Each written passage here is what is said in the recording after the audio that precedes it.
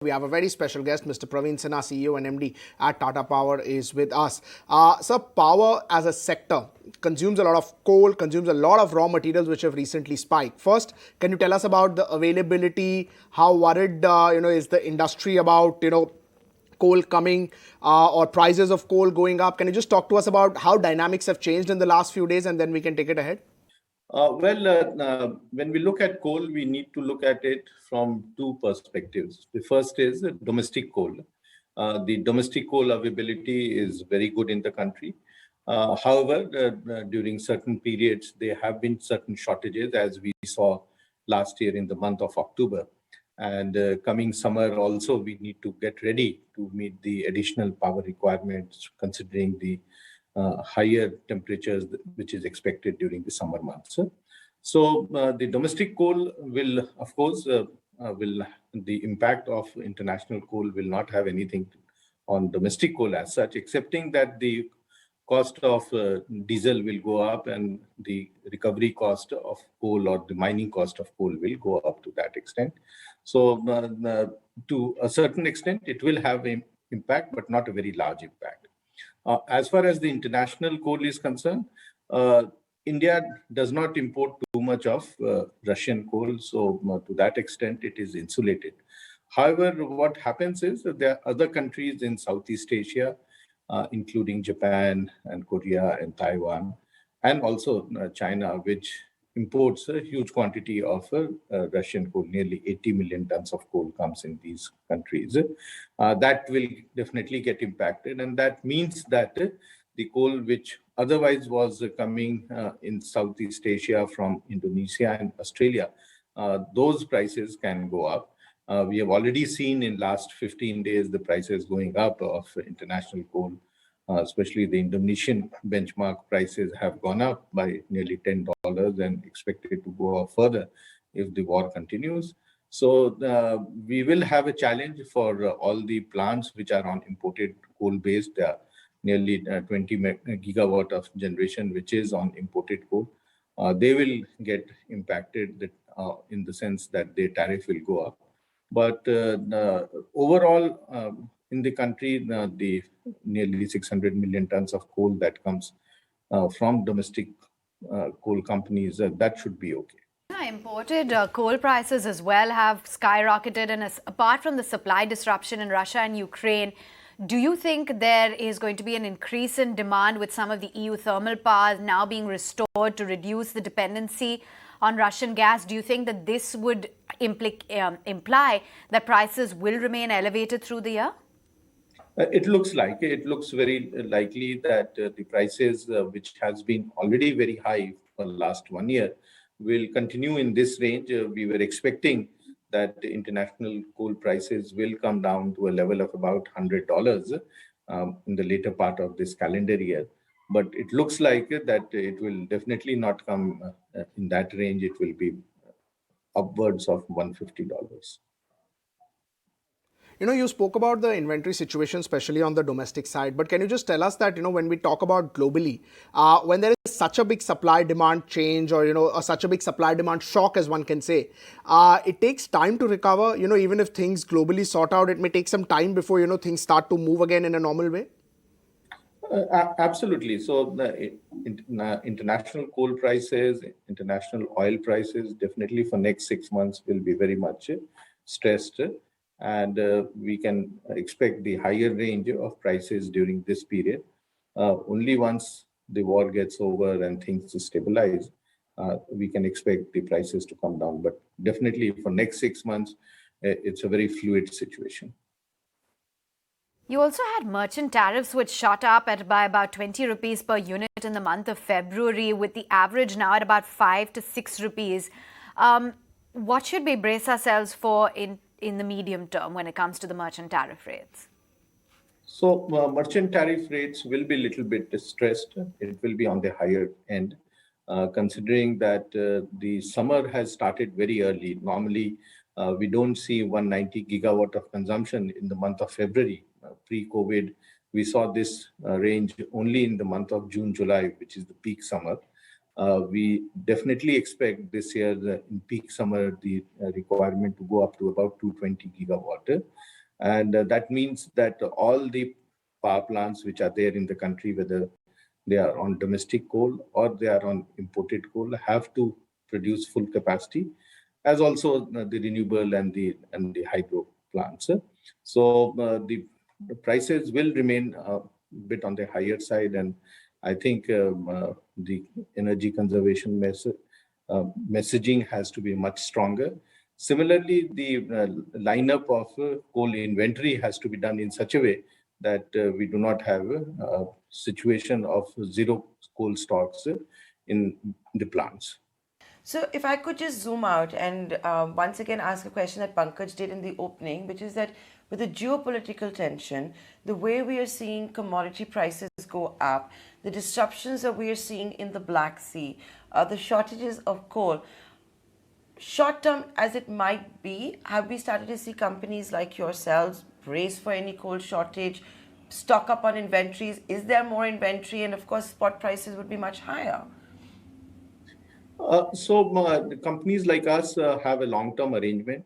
So we, in any case, keep on getting every month our requirement of coal. And in our case, we have the tie-up with Indonesian coal companies. We, of course, get coal at whatever is the prices, which is defined by the local government over there. But we don't have to uh, do a knee-jerk reaction of getting spot purchases and things like that. So to that extent, if you have planned your coal procurement on a long-term basis, these are take or pay obligations. You will continue to get your coal. You will not be stressed out in terms of non-availability. But of course, the prices will be as ruling in the market at that time, or the indexation of the coal prices as ruling at that time. Okay, because last year, of course, it had all started to see because of China. Then we saw shortage in Europe. Even in India, we were, getting scary headlines that in India only has enough coal for the next 1 week, 5 days. We've all gone through it in 2021, haven't we? Now, Mr. Sinha, renewables, you just spoke about it. But even if you were to look at it at a group level and the way the Tata Group is moving towards green energy, ESG, given that, the larger picture for renewable energy at Tata Power, whether it is deal making, fundraising, what exactly is the game plan? So Tata Power is driving the renewable roadmap for not only Tata Power, but also for many of the group companies and also for many of the large industries. So we have come up with very smart solutions, which not only gives them renewable during certain hours of the day, but also hybrid solutions, packaging it in such a way that we can give them 24/7 solutions.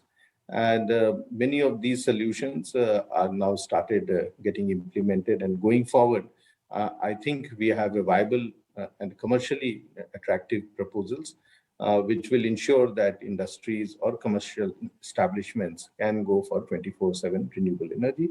Tata Power has a huge amount of experience in carrying out such activities.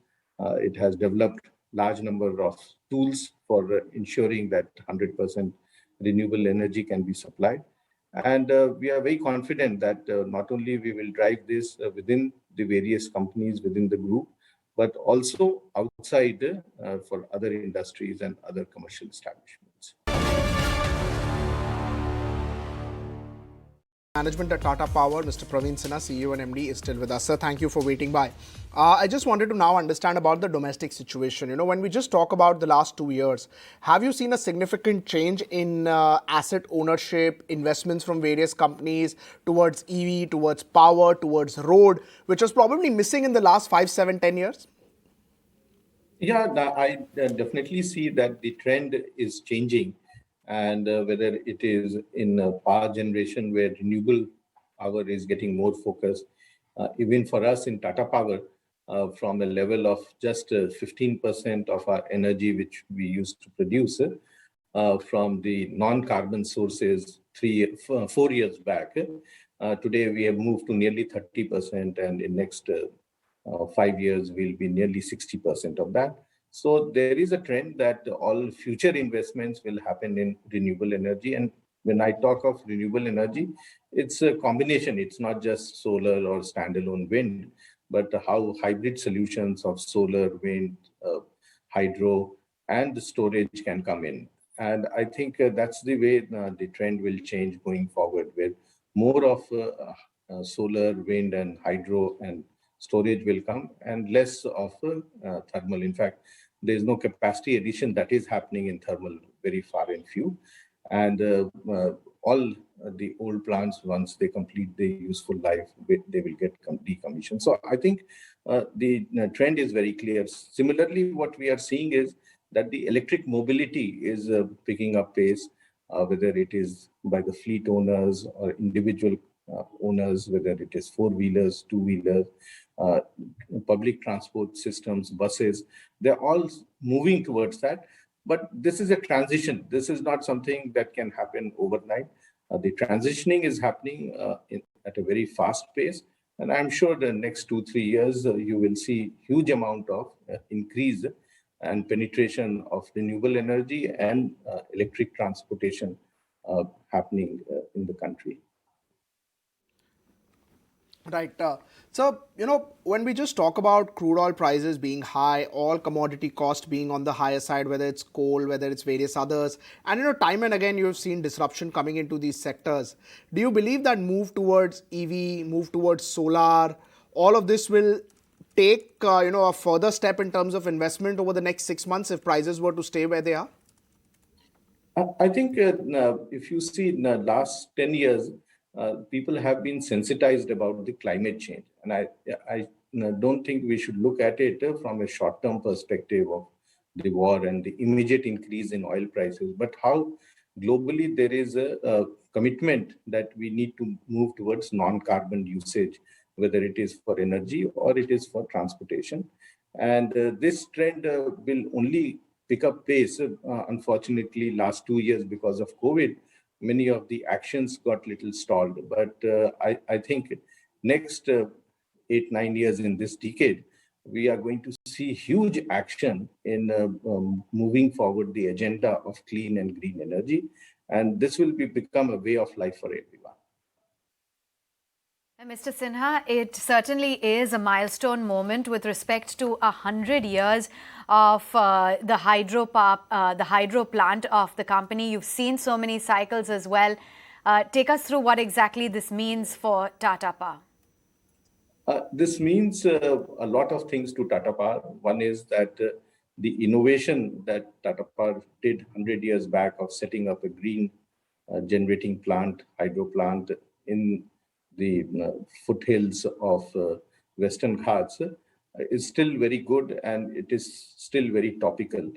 And today it plays a very, very important role in supplying electricity to Mumbai city.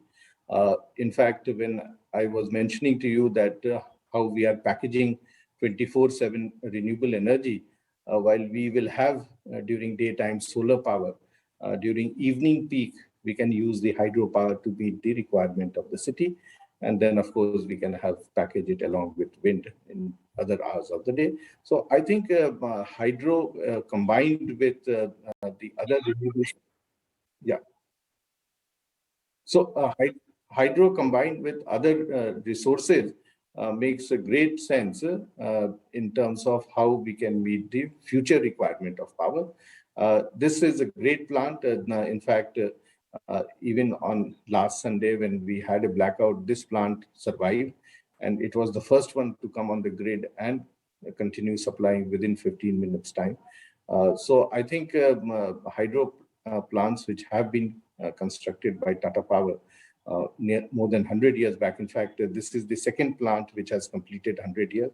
The first one was Khopoli plant, which was completed way back in 1915. We celebrated 100 years 7 years back, and this has completed 100 years this year, and we'll have another plant which will complete 100 years in 2027. So these are the backbone of power supply for Mumbai city, and clean power is always something that we look forward to. And we wish you all the very best and hope for many more interactions with you in the future. Many thanks for taking time out, Mr. Sinha, and joining us on ET Now.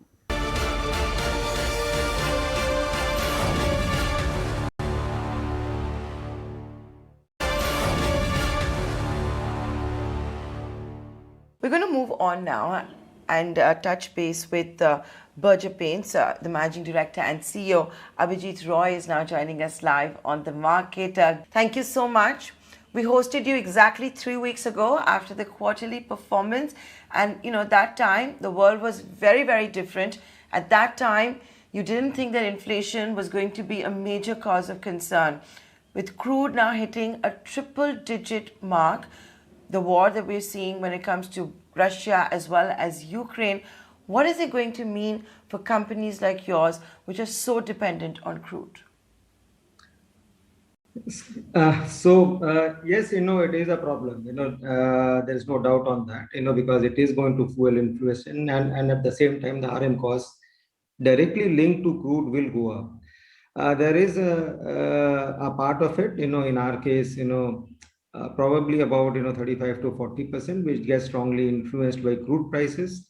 The rest remains more or less stable or is not linked to crude as such, and more linked to possibly other factors. There it is relatively much more stable, and there's no impact as far as prices are concerned. But all those areas which are linked to crude, they will see an impact. To short term, of course, it's not going to matter so much, because we have some finished goods and raw material which will last. At least the March will get over, and till April possibly it will carry on. It is going to impact us in the first quarter of next year in terms of profitability. So that is definitely going to happen if we don't raise the prices. So the price rise has to happen possibly to counter this. What will happen to the demand if we do that will be the next question, and that has to be seen when it happens.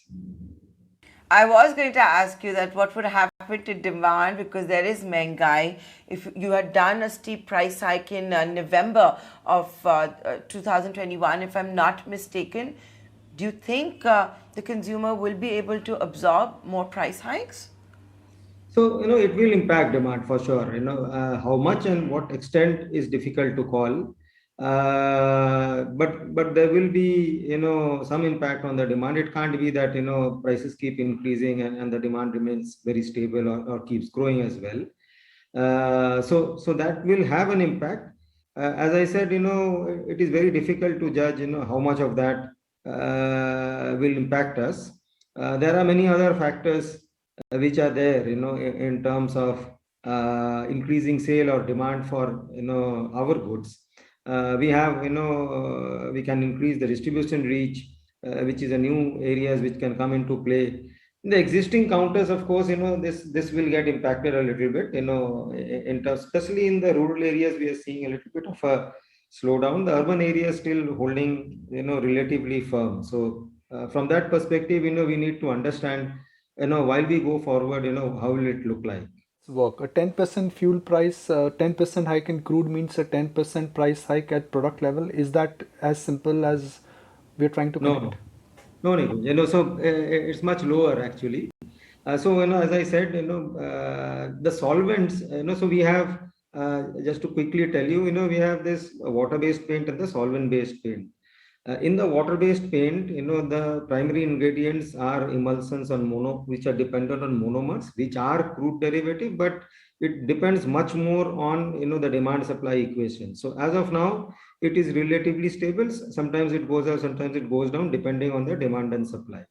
It may go up because it is linked to oil, but we don't, as of now, there is no such indication. Then there is this titanium dioxide, which has got nothing to do with crude, and it is again demand supply linked.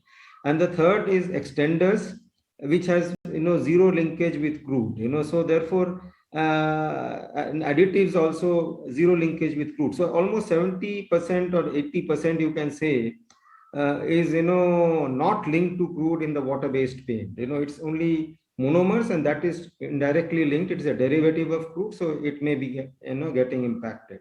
On the solvent-based side, on the other hand, it is a directly, it gets impacted, because when the prices go up, the solvent prices also go up along with it. So, but that portion of sale for most paint companies, in our case at least, I know that, it is relatively much lower.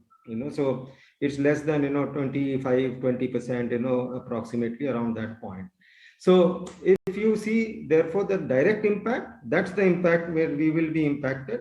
Those prices have to be raised, and there will be possibly some sort of demand shrinkage happening there. How did you deal with this kind of a situation few years ago? It's not for the first time crude has gone to 130, 115, 120. It has happened in the past also. Crude had gone to 125, $130.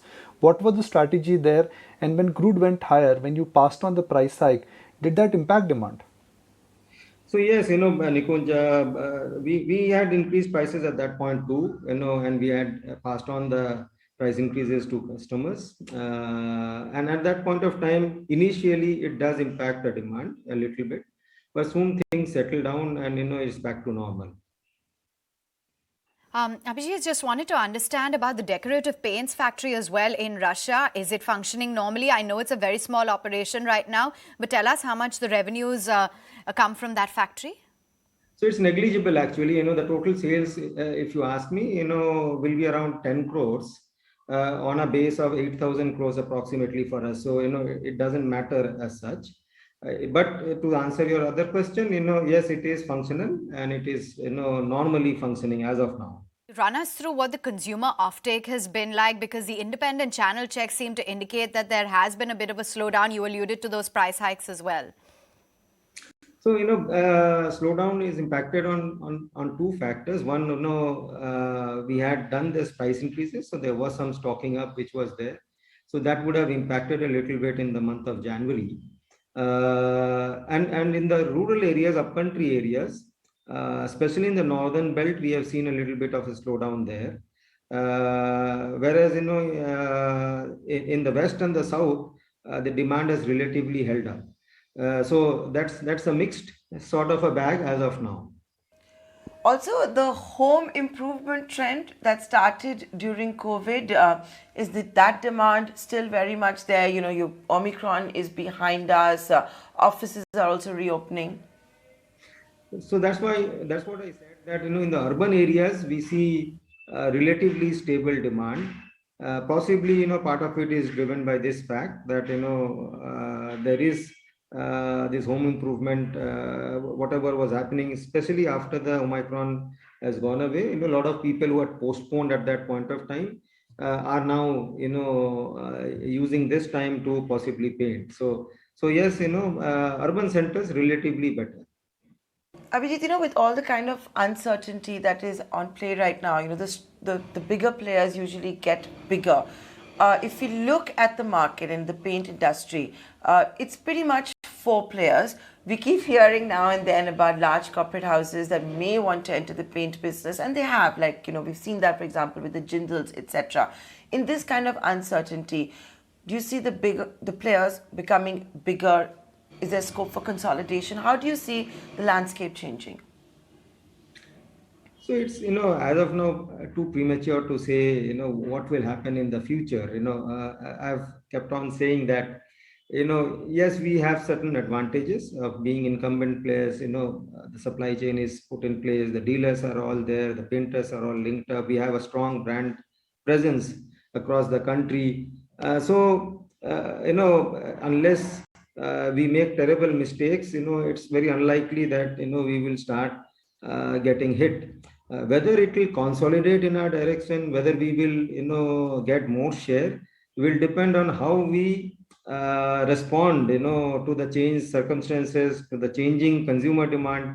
So it is, constantly, a few of the things which we have to keep doing. We have to improve our distribution network, at least in areas where we are weak. So those are crucial, decisions for us to take. How we do it is, will determine whether we gain share or we remain static.